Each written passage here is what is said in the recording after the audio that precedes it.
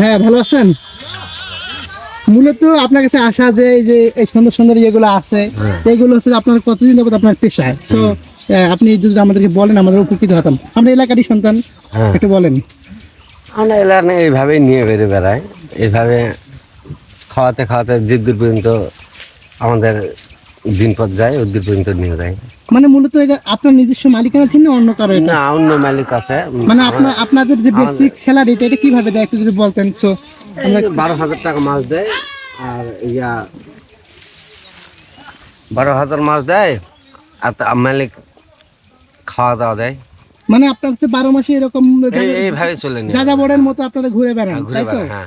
আসলে আমরা দেখতে পাচ্ছি এই যে নামটা যদি একটু বলতেন একটু কাইন্ডলি ভালো হতো। এর নামটা কি? শুয়োর। শুয়োর। আচ্ছা, এগুলোর মূলত খাবার হচ্ছে কি? কচু খাওয়া, তাই না? হ্যাঁ, এগুলো হচ্ছে কচু খায়। আর এটা হচ্ছে বিভিন্ন কাজেই লাগে হয়তো বা। আপনার পেশা কতদিন যাবত এটা? এর পিছনে আপনার ব্যয় বা শ্রম অনেকে আছে না যে ছোটকাল থেকে এর একটা পরিধি বৃদ্ধি করে যাচ্ছে। হ্যাঁ, এলাম শুরু থেকে এলাম ম্যানেজ করে এইভাবে চড়াই নিয়ে বেড়ানো লাগে আমাদের। না, এগুলো নির্দিষ্ট ইয়েতে বিক্রি হয়, তাই তো? বিক্রি হয়। না, আসলে ভাই বলেছিল তো সে ছোটবেলা থেকে এগুলোর পিছনে তার যে সময়টা বা তার যে নির্দিষ্ট একটা ইয়া সময় পার ছোট থেকে এদেরকে বড় করতেছে ভাইয়া। এবং সে হচ্ছে যে এগুলোর নির্দিষ্ট মালিক না, সে চাকরি করে বা ডেইলি বেসিসে বেতন নেয়। আসলে ভাইদের দায়বদ্ধতা অনেক বেশি, কারণ এগুলোকে দেখে শুনে রাখার যে একটা আপ্রাণ প্রচেষ্টা, এগুলো সে হচ্ছে যে তুলে ধরে। আসলে ভাই শেষ কথাটা কি, যে আসলে এর যে একটা ইয়ে আছে না, নির্দিষ্ট সময় কিভাবে অন্যের কাছে চলে যায় বা আসে। অন্য কাজ বেচে দিলে অন্য কাজ চলে যাবে। আবার মূলত আমরা যেমন হাঁস মুরগি ছাগল এরকম যে আমরা বিজনেস করি, এটা একটা বিজনেস। আসলে ভাই মূলত বলছে যে এটা বাণিজ্যিক একটা সম্পদ বা প্রাণী। বিভিন্ন মাধ্যম দিয়ে এরা আমাদের ক্রয় বিক্রয়ের মাধ্যমে তার জীবিকা নির্বাহ করে। এটা একটা পেশা। আপনাদের পেশাকে কি বলে? শুয়োর বলে।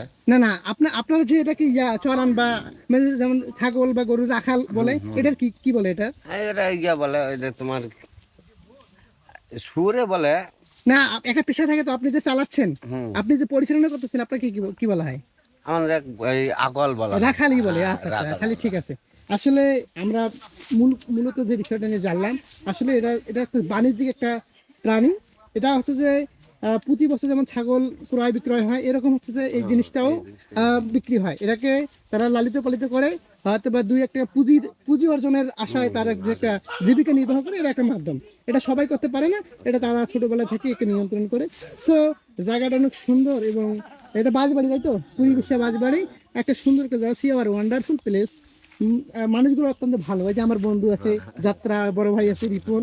সো আমরা এখান থেকে জানতে পারলাম যে কোনো কাজেই ছোট না, আমাদের পরিশ্রম করতে হবে, আমাদেরকে সামনের দিকে এগিয়ে যেতে হবে।